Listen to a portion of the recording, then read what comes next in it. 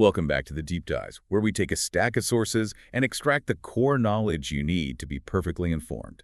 Today, we are immersing ourselves in the world of an artist whose career is less a straight line and more a series of earth-shattering cultural pivots. The one, the only, Shakira Isabel Mebarak Ripoll. We're examining a global force, and this deep dive, it covers a career that spans over 30 years. It's marked by massive commercial success, some really profound artistic reinvention, and just a staggering cultural influence. Yeah, it's no exaggeration, right? She is universally referred to as the queen of Latin music. Not at all. And the numbers alone are just immense. I mean, she had already sold over 95 million records worldwide before the release of her recent album, Las Mujeres Ya no Lloran. Wow. And that significance goes so far beyond just sales figures. What's truly fascinating, and what our sources really agree on, is that she is credited with popularizing Hispanophone music on a truly global scale. Making it mainstream in markets that were, previously completely inaccessible. Exactly. Yeah. There's even research suggesting her influence has contributed to an increase in Spanish language learning around the world. Yeah. I mean, that is the literal definition of a cultural phenomenon. It really speaks to her role as a kind of bridge. She once called it an anthropological mission, which I think is a perfect description. Mm-hmm. So we're going to unpack how she manages to be like a purist of Colombian rock, a global pop chameleon, and an acknowledged artistic link between the West and the East, all at the same time. That's our mission today. We are going to trace that entire multifaceted trajectory from her rock-focused Colombian roots and those early artistic failures. Which were pretty spectacular failures, we should say. Right, through that seismic and very controversial global crossover, all the way up to the record-breaking era that's been fueled by the alchemy of her recent personal pain. We're really looking at an artist whose identity is defined by fusion and just this incredible self-determination. She's a case study in how to maintain authenticity while embracing massive commercial change. Okay, let's unpack this, starting with the very beginning of her multifaceted life, deep in the cosmopolitan port city of Barranquilla, Colombia. So we begin in 1977, and her birthplace, Barranquilla, is often called the Golden Gate of Colombia. It's a major port city, which really reflects her own blended identity. Her heritage is an immediate clue, isn't it? It was the key to the fusion sound that would define her entire career. Absolutely. She's the daughter of William Mubarak Chedid, who is of Lebanese descent, and Nydia Ripoll Tirado, whose background is Spanish. And our sources even find distant Italian roots through the surname Picciotti in her ancestry. So it's a true cultural crossroads. It is. She was raised Catholic, but the cultural influences in that household were anything but singular. And that creative seed, it was planted astonishingly early. At age 4, she wrote her first poem. Yeah, she called it La Rosa de Cristal, or the Crystal Rose. And this really established her as a storyteller from the jump. This poetry would, naturally evolve into the deeply personal and often metaphorical lyrics that we know her for. But the motivation for her first actual song, which came just a few years later, was rooted in some pretty profound and tangible grief. It really highlights how early her art became confessional. It's a really heartbreaking story. When she was just 2, her half-brother died in a motorcycle accident. He was only 19. Wow. And her father, who was a jeweler, was just devastated. So 6 years later, when Shakira was 8, she wrote her first song, Gafas Oscuras. Dark glasses. Exactly. It was a tribute to her father, who wore dark glasses for years, precisely to hide his grief and his tears over the loss.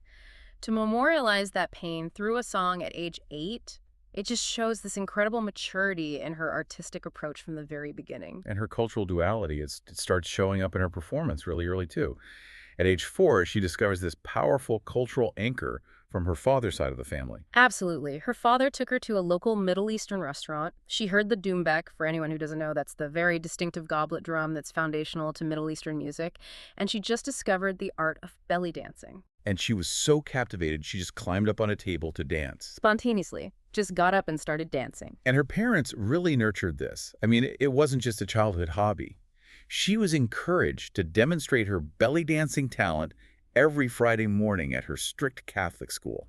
Which is just such an amazing cultural contrast, right? You have this Arabic movement being performed in a Colombian Catholic convent setting. Incredible.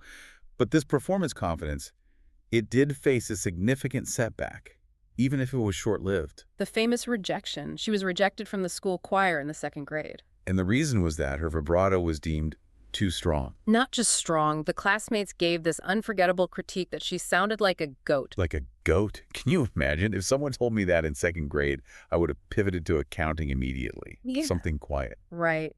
But for her, it seems to have just reinforced the uniqueness of her emerging voice, which is now famous for that warbling vibrato and that yodeling technique she just powered through. But there's a more serious element to her childhood that planted the seed for what would become her massive philanthropic work. This is a really crucial foundation for understanding her character. When she was 8, her jeweler father went bankrupt. Oh, wow. She came back from a brief stay with relatives in Los Angeles to find that their cars, their furniture, even their color TV were all gone. And she had a really difficult time adjusting to this sudden modesty. So how did her father handle that? In a deeply impactful way. To instill in her a greater appreciation for genuine hardship, he took her to a local park in Barranquilla. To see what? To see children living as orphans, scrounging for food, who were facing real persistent poverty, and that image just stayed with her. It instilled this early and enduring desire to help children once she finally became famous. So you have this confluence of cultural background, personal tragedy fueling art, early musical rejection, and a commitment to activism, all before she's even a teenager. It really does lay the foundation for the complex, driven woman she became. All those elements were there from the start. Okay, so that really sets the stage. Now, let's look at the actual launch pad. Her initial and very rocky start in the music industry. Right. So she began gaining some local recognition between the ages of 10 and 13. This led her to meet a local theater producer, Monica Ariza, who managed to convince a Sony Music Colombia executive, Ciro Vargas, to give her an audition.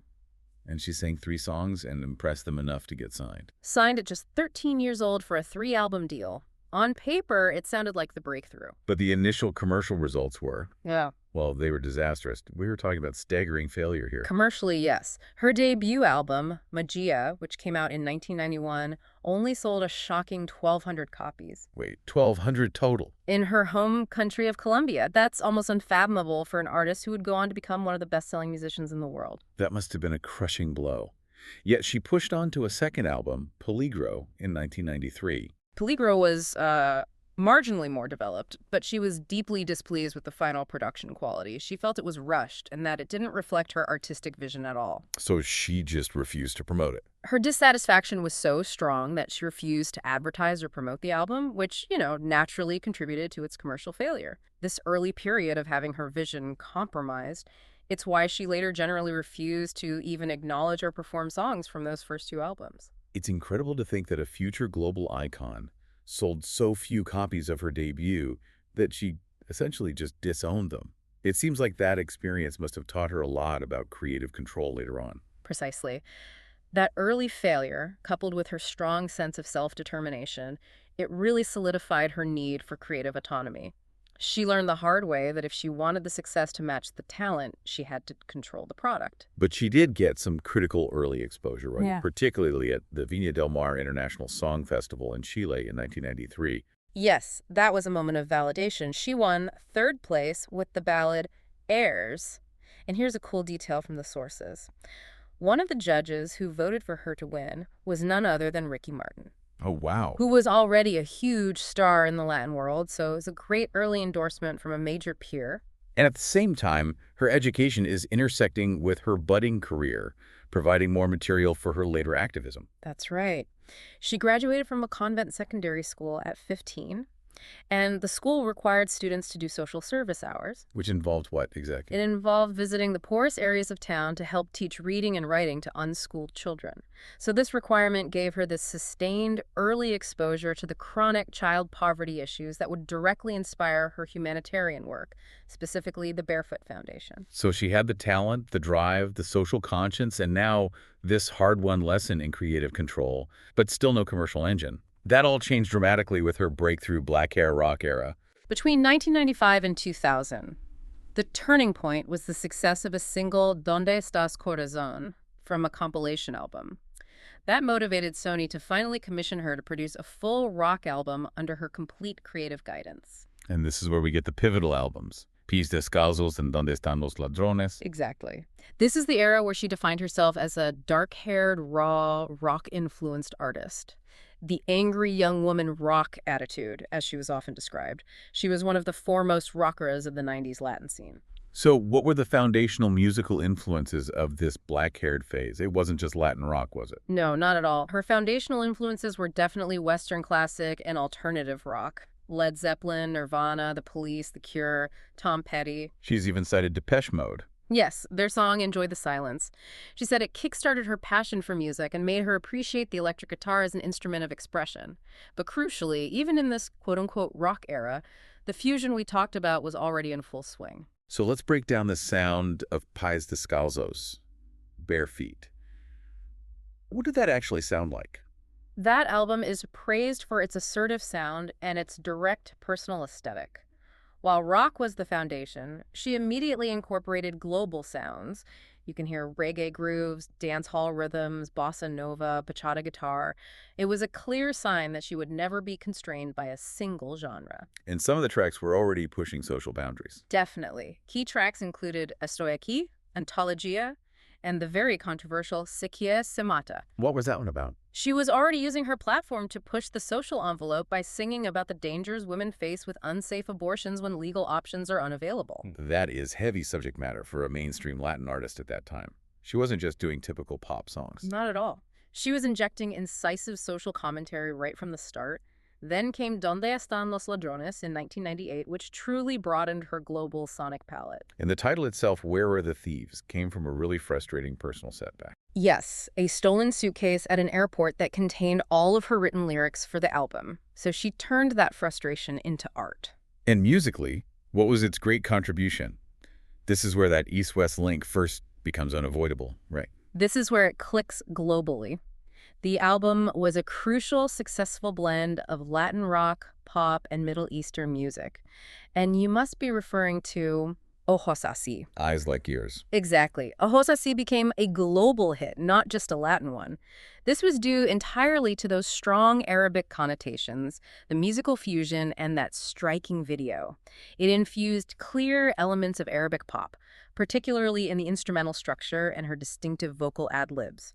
It resonated instantly with audiences who weren't usually listening to rock or Latin pop. So by the end of this era, she was basically crowned. By 19, she was the best-selling female pop rocker in Latin America.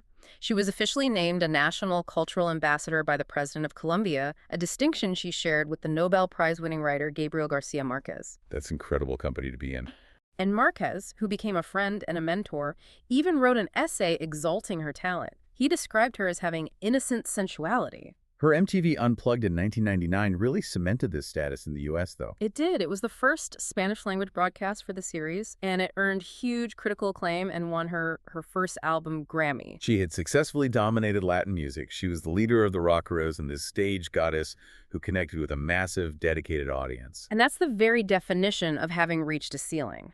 The sources explicitly state that after the MTV Unplugged success, the strategic decision was clear. To become a truly global phenomenon, she had to record in English. Which brings us right into part two, the crossover conundrum, a period defined by massive, overwhelming success, but also a deeply fraught identity debate that, still follows her to this day. This move was purely strategic. Tommy Mottola, who was head of Sony Music at the time, called her an absolutely brilliant artist and immediately saw her crossover potential.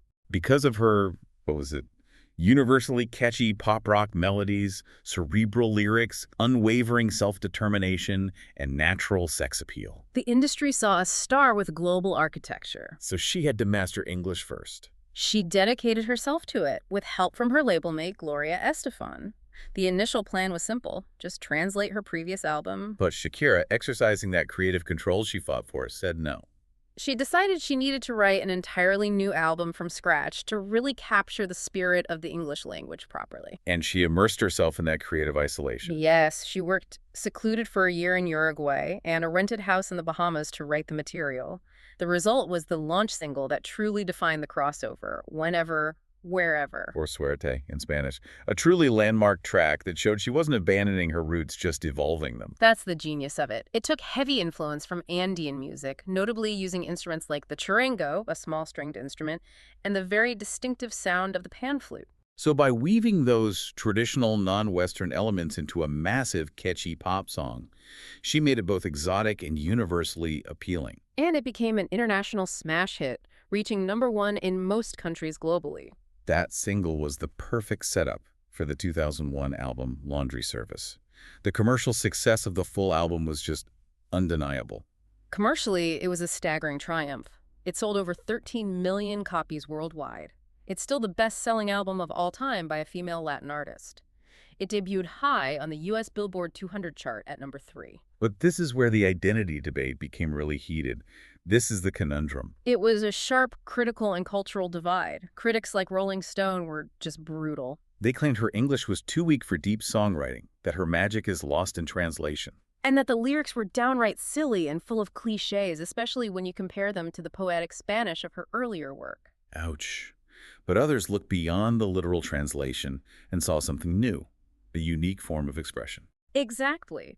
Supporters argued that she wasn't necessarily struggling with English, but rather expressing herself in this singular, sometimes surreal way, a unique lyrical sensibility inherent to someone translating complex Spanish poetic thought structures into English. And the album has some fascinating musical examples of this blend. It really does. Objection, Tango, which is a genuine rock take on tango that included a genuinely peculiar rap, and Poem to a Horse, which mixed Nirvana-influenced guitars with a soul horn section. This cultural and musical tension gave rise to what our sources call a deeply racialized debate among her followers. It was fierce. The core question was she selling out? The visual shift, dyeing her dark hair blonde and singing in English, was seen by some as abandoning her essence. Transforming into a whiter, sexier version of herself that was palatable for Anglo audiences. There was a deep lament among some loyal Latin fans that she had to dye her hair blonde and bare her body to succeed in the U.S. market. It felt like a betrayal of the rockera she had been. That's a heavy weight to put on an artist.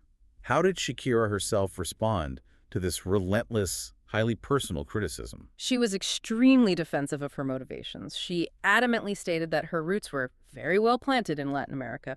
She countered the hair criticism by insisting the blonde color was purely her own vanity. She just wanted to try something new. But she took the defense one step further, didn't she? She reframed the entire crossover. She did. She described the move not as a career change, but as an anthropological mission, an adventure to build bridges, expose herself to new cultures, and talk to different audiences around the world, taking her Latin background with her. It's a powerful reframing, turning commercial calculation into a cultural mandate. And that attitude is crucial for understanding her legacy as a pop chameleon. Her ability to hybridize genres and defy labels, which truly started with Laundry Service, it became her signature.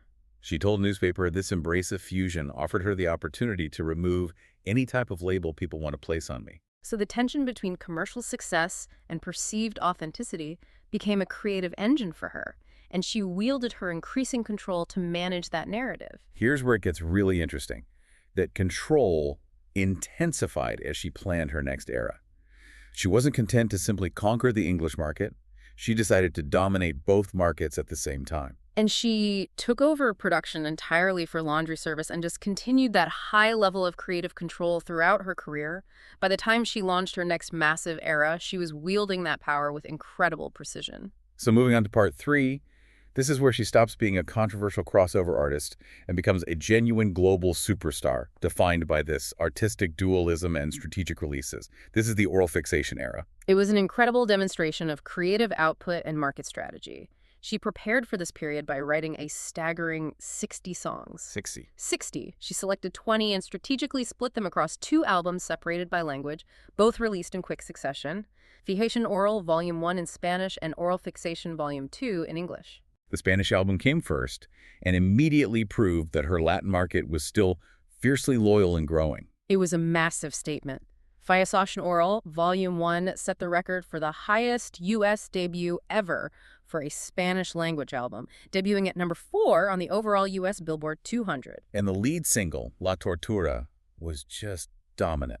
It set a record by remaining atop the Billboard Hot Latin Tracks chart for a stunning 25 consecutive weeks, and it was one of the first Spanish-language songs performed at the MTV Video Music Awards. But the defining moment, the one that cemented her as a global force, came with the English album's second single. Hips Don't Lie, featuring Wyclef Jean from 2006. Its impact is just It's still felt today. It's the essential Shakira track, isn't it? Its impact can't be overstated. It was her first U.S. Billboard Hot 100 #1, but more importantly, it hit #1 in over 55 other countries. A true global saturation. For a time, it was the biggest-selling single of the 21st century worldwide. And NPR noticed something crucial about this track. It reversed the standard crossover equation. That's right. Often, crossover artists have to sacrifice identity to appease U.S. listeners. Hips Don't Lie did the opposite. It mixed quintessential Latin elements, salsa, reggaeton, and Colombian cumbia. Right, using a famous sample by Jerry Rivera. It wasn't explicitly marketed as reggaeton, but it became arguably the most widely known and biggest-selling song in the genre's history globally. It was like a Trojan horse of Latin rhythms into the Anglo world. With that level of dominance, her career infrastructure, her business, had to match her global reach. It scaled up dramatically. By 2008, Forbes named her the 4th top-earning female artist in music. And then came the contract that speaks volumes about her power and business acumen. The Live Nation deal. In 2008, she signed a huge 10-year, $312 million contract with Live Nation Entertainment, encompassing tours, recordings, sponsorship, and merchandise worldwide. That deal is just monumental. It gave her massive operational power and control over her own career direction. She essentially became the CEO of her own creative enterprise for a decade. Exactly. It secured her ability to pivot artistically without the constant oversight of a traditional record label, which is exactly what she did next with She-Wolf. She-Wolf from 2009 was a big stylistic swerve, a sharp turn into something very electronic and conceptual, moving away from the fusion rhythms that made her famous. It was a sonic experiment. It focused heavily on electropop and clubby sounds, described by her as a sonic experimental trip. The thematic focus shifted heavily toward female sexual liberation. She said she couldn't have written those songs when she was 20. The timing was important for that thematic shift. It reflected a personal evolution. She noted that this shift, being more in touch with my desires and embracing this unapologetic sexuality, required the maturity and confidence she gained in her 30s. And it immediately resonated with social movements, becoming an anthem for LGBTQ movement. It did, which showcases how her massive commercial hits consistently carry a deeper, relevant social or cultural weight. Speaking of global cultural weight, we have to discuss her title as the World Cup Queen. Her monumental contributions to the FIFA World Cup are one of the most visible elements of her global image. It starts in 2010 with Waka Waka, this time for Africa, The official song for the South Africa World Cup. And it was genius fusion again, based on a Cameroonian folk song called Zangaleva. And that track didn't just sell well, it became a global standard. It sold over 4 million copies, becoming the biggest-selling World Cup song of all time. It solidified her image as this unifying multicultural force. And she reinforced this by performing La La La at the 2014 Brazil World Cup, marking her 3rd consecutive appearance. No other artist has achieved that level of global sports dominance. After the heavy electronica of She-Wolf, her 2010 album Sail El Sol felt like a deliberate re-engagement with her artistic foundation. It was explicitly described as a return to her roots, mixing rock, ballads, and specific Latin dance styles like merengue, cumbia, and reggaeton. And what's really fascinating is the track Gordita, which is this meta-commentary on her own career. It is. Residente of Calle 13 raps in the song about preferring Shakira when she was chubbier, had dark hair, and was still the original rockera. That is incredible. So the internal identity debate about the blonde hair and the crossover was so active, it literally became a theme within her own music. It shows she was listening and incorporating the criticism into her art, embracing that duality. She wasn't running from the debate, she was singing about it. Around this time, she also took a deliberate step into mainstream American television. Yes, she served as a coach on The Voice during seasons 4 and 6, maintaining high visibility in the U.S. market and collaborating with major stars like Rihanna on Can't Remember to Forget You. She was navigating the mainstream without sacrificing her creative output. And her next era, El Dorado, in 2017, shows her truly mastering the versatility of the modern Latin music landscape. Specifically embracing musica urbana, or urban music styles. El Dorado is a musical treasure trove that just proves her versatility across genres. It's highly acclaimed. It was primarily Spanish language and dove headfirst into reggaeton hits like Chantage with Maluma and the Grammy-winning Vallenato pop fusion La Bicicleta with Carlos Vives. So Vallenato is a traditional Colombian genre, right? It is, and combining it with Pop One Record and Song of the Year Latin Grammys, so she was mastering reggaeton and reviving traditional Colombian sounds at the same time. Fusion was her default setting. She also explored bachata with Prince Royce on Deja Vu. And her artistic breadth expanded beyond music charts to film? Correct. She had a major voice acting role as Gazelle in Disney's Zootopia and recorded the song Try Everything for the soundtrack.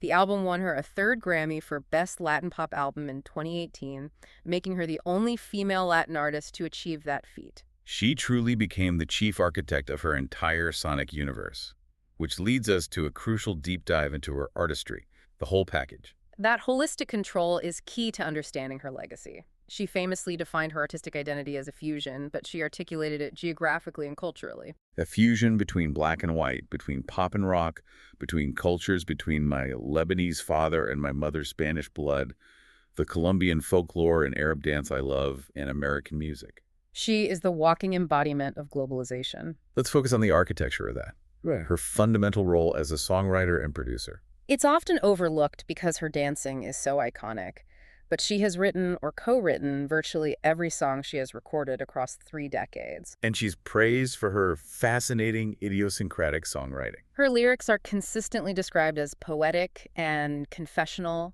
and she's capable of weaving that incisive social commentary right into a mainstream hit. She's not just directing, she's hands-on with the instrument. She is a competent instrumentalist and has acted as a producer on her own music. She plays acoustic and electric guitars on stage. A professional guitar tech who worked on her tours noted she is in complete control over the sound and aesthetic of everything on stage. And we can't forget the instrument that defined her earliest rock performances. The harmonica, which she played extensively in her pre-laundry service rock era. So what does this all mean? She's not just a singer and dancer, she's the chief architect of her entire sonic universe. And she has the technical musical skills to back up that creative control. Exactly. When we talk about her voice and movement, we are discussing highly technical, culturally specific skills that trace directly back to her heritage. She is a contralto known for a unique and mesmerizing voice. And this is where we connect West and East. How do her Arabic roots specifically shape her vocal style? Musicologists cite her Arabic roots as shaping her vocal inflections and her use of specific musical scales. For instance, she frequently uses the double harmonic scale, sometimes called the Byzantine scale, which is essential to classical Middle Eastern music, or maqam. And in Western music, this scale sounds highly dramatic and exotic. But for her, it's innate. It's the sound of her father's culture, which is why Ojos Así resonated so deeply. She's bringing the maqam system of musical modes into Latin rock and pop. That is the ultimate fusion. And her signature movement complements this perfectly. Her style fuses high-energy Latin dancing with Middle Eastern belly dance, a skill she credited with helping her overcome shyness. And she has that famous anecdote about learning to belly dance by trying to flip a coin with her belly. A skill that requires an astonishing level of physical control.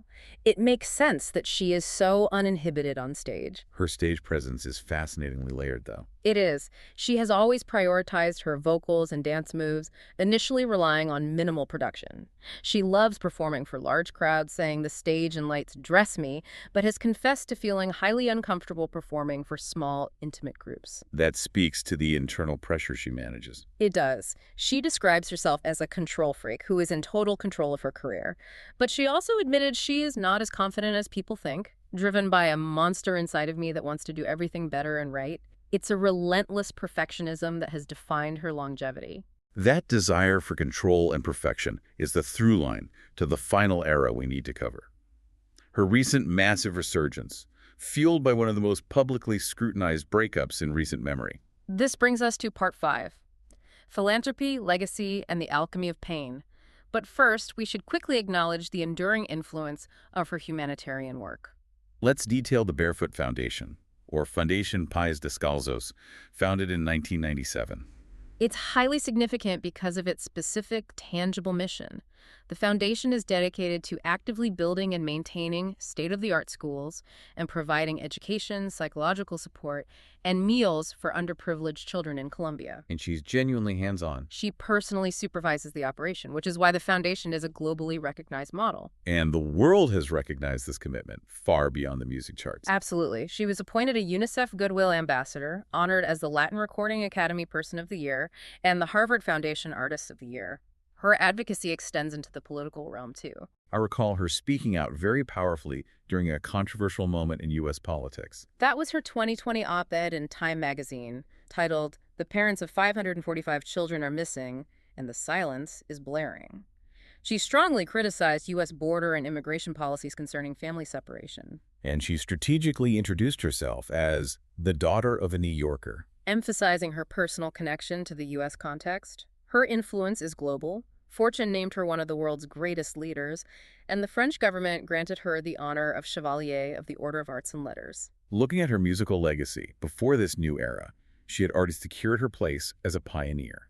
She is undeniably the first South American-raised artist to achieve comprehensive global crossover success. She is explicitly credited with opening the door for the modern streaming-era wave of global Latin artists like Maluma, J Balvin, and Karol G. And then came the seismic shift in her personal life, the end of her relationship with Gerard Piqué, which directly birthed her recent, massive creative resurgence. Their relationship lasted 12 years, from 2010 to 2022, and they have 2 sons. The breakup was intensely public. And she revealed in interviews that she learned of his betrayal via media accounts, which happened while her father was hospitalized. This confluence of pain, betrayal, and family illness provided the intense, raw, emotional material for her art. The 7-year gap between albums closed with Las Mujeres Ya No Lloran, Women No Longer Cry, in 2024. And she described the creative process as alchemical, turning her tears into diamonds and her vulnerability into strength. This approach resonated universally because the pain was so public and relatable. Let's talk about the specific singles because they set unprecedented benchmarks for the Spanish language market. The initial shockwave was Bizarre Music Sessions, Volume 53, the wildly unapologetic kiss-off diss track she recorded with Bizarre. It achieved a staggering 14 Guinness World Records. And crucially for her U.S. crossover legacy, it made her the first woman to debut a Spanish-language track in the top 10 of the Billboard Hot 100 in over 15 years. It wasn't just a hit, it was a global cultural event, fueling debates about the Casio versus Rolex, Twingo versus Ferrari comparisons. Absolutely. The level of cultural discussion was almost unmatched. Then came the collaboration with Karol G on TQG, which cemented the theme of female empowerment. And that song became her highest debuting U.S. single at number 7 and broke the Guinness World Record for the highest charting Spanish language track by a woman. She literally broke her own record established only weeks earlier. The emotional center of the album, though, seems to be Acrostico. That track is a heartfelt, poignant open letter to her 2 sons. And in a profound integration of her family life into her art, her sons Milan and Sasha both sing and play piano on the song. It shows she can turn rage into anthems, but also deep familial love into delicate, chart-topping ballads. This era secured her sustained dominance. The album debuted atop Billboard's top Latin albums and Latin pop albums charts. This made her the first woman with #1 albums across 4 different decades on the Billboard Latin album charts. The 90s, 2000s, 2010s, and 2020s. And she continues to push genre boundaries. The album featured Afrobeats, a Tex-Mex revival, and even a stellar revival of her rock roots. Before we move to the final synthesis, we do have to address the complex and highly public tax controversy, which ran concurrently with all of this. Yes, and we must approach this neutrally. Spanish prosecutors alleged she failed to pay 14.5 million euros in taxes between 2012 and 2014. And their argument was that she was primarily residing in Barcelona with Piqué during that time, thus meeting the residency requirements for tax purposes. While her defense consistently maintained that her primary residence was legally in the Bahamas during that period, she argued she was on tour and hadn't been legally a resident of Spain for more than the required 6 months per year. How did that high-stakes legal chapter conclude? In 2023, just as the trial was about to start, she settled the case. She agreed to pay a substantial fine, ultimately settling for 7.5 million euros. Citing the well-being of her children as the primary reason. She wanted to prioritize her family and creative work over a potentially years-long legal battle. And this settlement put an end to the court proceedings, though it remains a big part of her story. Despite the legal battles and personal upheaval, her professional relevance hasn't just continued, it's intensified. Her current trajectory is only rising. The Las Mujeres Ya No Lloran World Tour had to be rescheduled due to overwhelming demand for larger venues. Billboard declared it the highest-grossing Latin tour by a woman ever, predicted to generate over $300 million. And she remains highly visible. The 2024 Copa America final halftime show, and she's confirmed for Zootopia too. She is undeniably a force who achieved unprecedented global success, adapted to 3 decades of a ruthless industry, and maintained rigorous creative control. Her career is defined by constant, intentional metamorphosis and fusion. She has this consistent ability to synthesize global sounds and adapt to modern platforms while maintaining an extraordinary degree of control and authenticity. She's the ultimate self-determined artist who took her deepest personal suffering and translated it into globally empowering anthems. It's the full 360.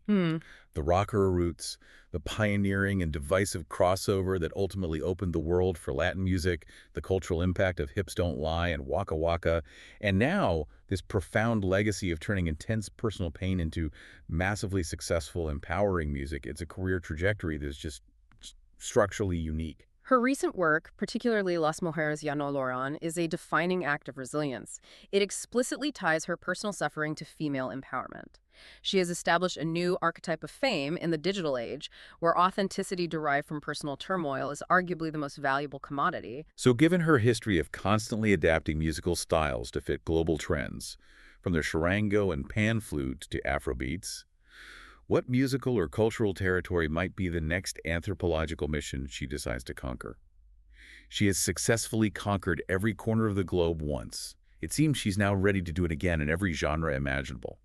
That is a truly provocative thought to leave you with, the learner, as you mull over the enduring, complex career of the Queen of Latin music. Thank you for joining us for this deep dive. We'll see you next time.